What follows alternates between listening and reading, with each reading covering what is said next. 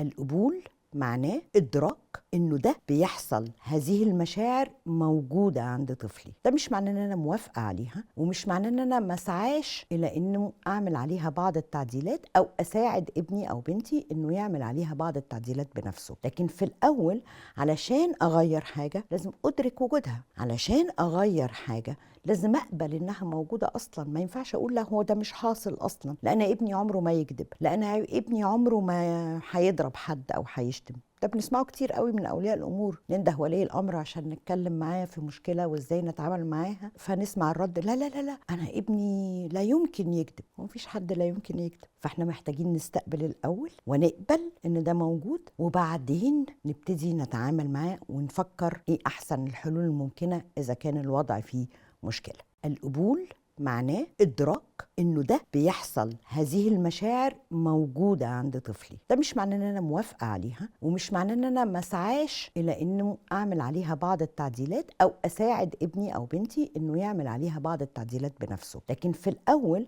علشان أغير حاجة لازم أدرك وجودها، علشان أغير حاجة لازم أقبل إنها موجودة أصلا. ما ينفعش أقول لا هو ده مش حاصل أصلا، لأن ابني عمره ما يكذب، لأن ابني عمره ما هيضرب حد أو هيشتم. ده بنسمعه كتير قوي من أولياء الأمور.